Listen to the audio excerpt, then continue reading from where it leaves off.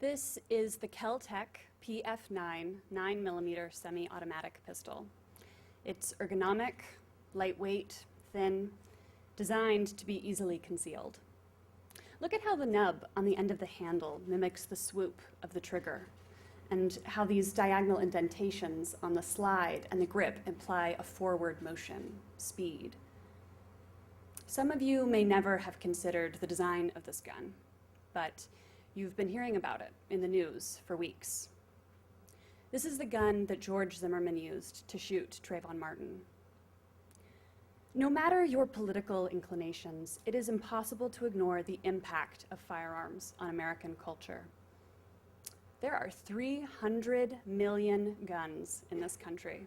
That's enough to arm every man, woman, and child.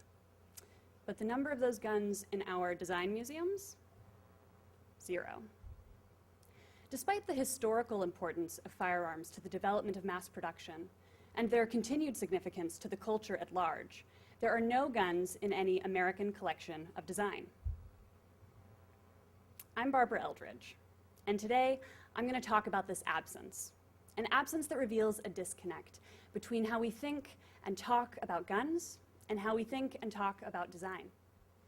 And museums are important in this case because they both reflect and influence our perception of objects. I started this investigation by visiting museums that do collect firearms because, well, if art and history museums told the whole story, there wouldn't be a problem. The Metropolitan Museum of Art has one of the best-known arms and armor departments in the world, but their firearms collection tapers off dramatically after 1860 and stops dead at 1900 at a time of incredible technical innovation in guns in this country. And the collections assistant who was with me that day said that firearms after 1900 just have no aesthetic value. But these more contemporary guns would fit perfectly into a design collection. This Colt Patterson revolver, for instance, was revolutionary not only in its design, but its machine-based manufacturing process. American armory practice catalyzed the American Industrial Revolution. And Colt revolvers were exhibited at the 1851 Crystal Palace exhibition, which should be like a golden ticket into design history. But this was the first truly modern gun, and I think it's beautiful. The next museum I visited was the National Museum of American History in Washington, D.C., where I spotted this World War II era M3 submachine gun, which has a very striking look.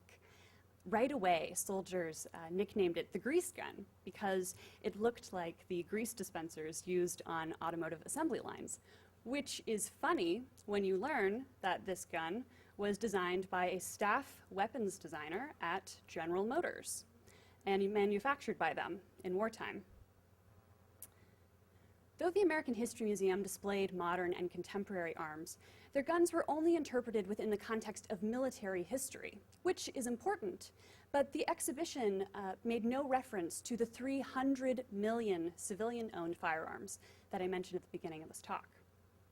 To find modern guns, discussed as consumer products, which is what they are in America, I had to visit the National Firearms Museum, located in the NRA headquarters in Fairfax, Virginia. And funnily enough, this institution was the most like a design museum. They had civilian firearms, military firearms, objects were displayed in different contexts, but most importantly, they talked about the ways that these particular objects resonate in our society. One firearm they display is the Glock 17, designed by Gaston Glock, who's basically the Samuel Colt of our time. The Glock 17 was the first pistol to be machined using computer milling technology, and it changed how guns are designed and manufactured today. And because of this gun's aesthetics and materials, because it's made primarily out of plastic and not metal, it instantly acquired an aura of fear and terrorism because people believed wrongly that it could be carried undetected through airport security. It had a prominent cameo in Die Hard 2, if you remember. Before visiting the NRA Museum, I don't think that I had considered just how bizarre it is that we have a constitutional right to own one object, a gun. And I was standing in this part of the exhibition towards the end of the museum called Freedom's Doorway, thinking about the politics when I realized that both the NRA Museum and the design collection at the Museum of Modern Art are physical manifestations of ethical values. In both museums, the objects displayed are meant as tools for living a better life.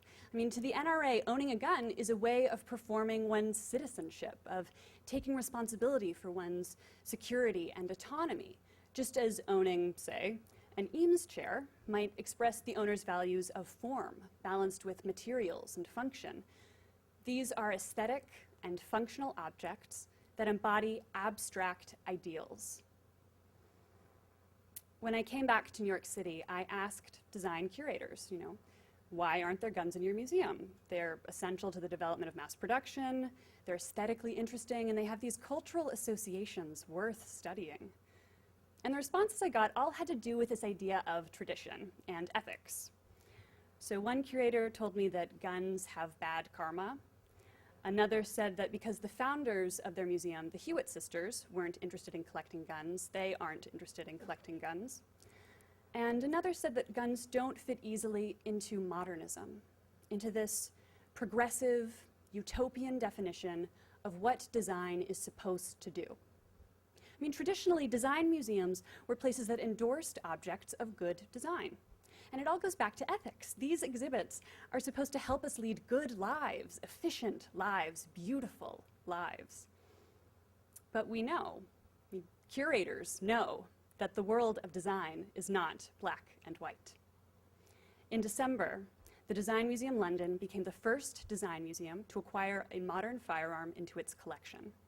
And other museums are working to transcend these notions of good or bad design by displaying works of critical design or more deeply examining the outcomes of social design projects.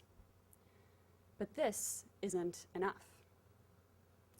Because when a project like this communal laundry in Rio de Janeiro is discussed negatively, it's because it was poorly designed, because it didn't work.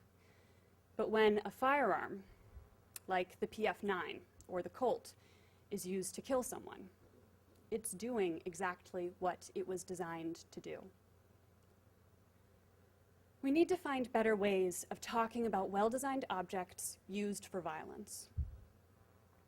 And there are lessons we can learn from placing a firearm into a design context without endorsing violence or ignoring the sometimes violent uses of these objects. We can use guns not only to illustrate the values of modernism, but to tell dense, complicated stories from multiple morally nuanced perspectives. What I'm advocating is a mature discourse that acknowledges the harm caused by designed objects as well as the good. We need to move beyond the divisive rhetoric surrounding guns in this country, and our design discourse needs to move beyond the binary of bad or good design. Thank you.